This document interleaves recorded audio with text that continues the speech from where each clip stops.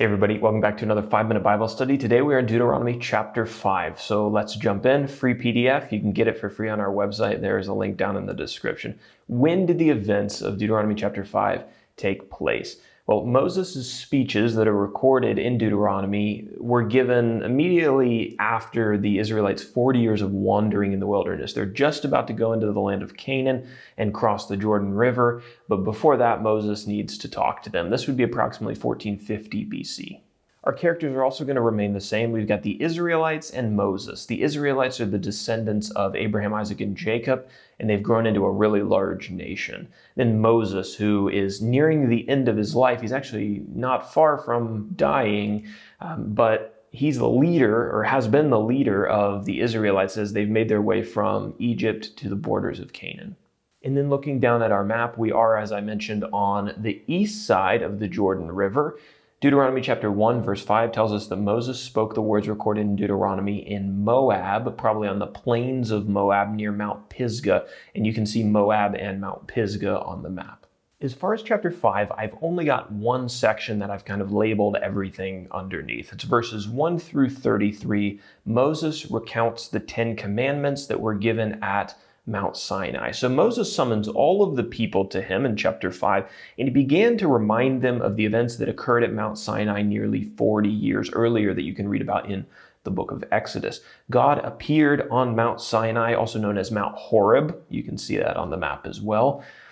God appeared to the Israelites there in fire on the mountain, and he spoke the words of his law, the law that he wanted the Israelites to follow. The first part of God's law is probably the most famous part. It's known as the 10 Commandments, and Moses wrote the 10 Commandments on 2 tablets of stone.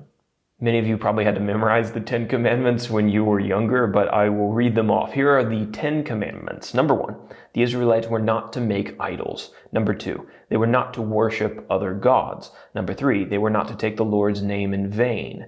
Number 4, God's Sabbath day laws were to be kept, and the Sabbath day of rest was supposed to be respected. Number 5, children were to honor their father and their mother. Number 6, murder was prohibited. 7, adultery was forbidden. 8, stealing was outlawed.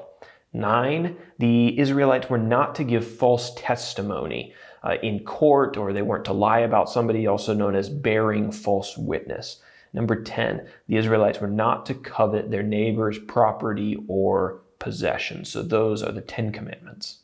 So after all the people heard God's voice give these 10 commandments, the elders of the people were terrified because they were seeing this fire, they were hearing this voice, and they told Moses, you know what, Moses, just go up and talk to God privately, let him give you the rest of the law, and then come tell us what he has to say, and we'll do whatever he commands. So God took Moses up onto the mountain and shared the rest of his teachings and his testimonies with Moses there.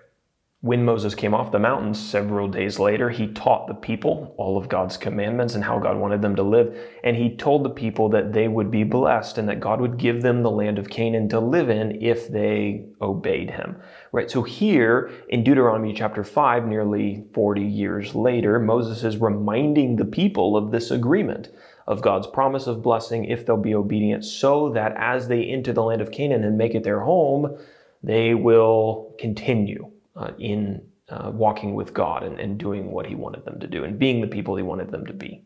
And now for application, as we're thinking about that fear that filled the Israelites as God's presence was near them, I wanted to take an application from that.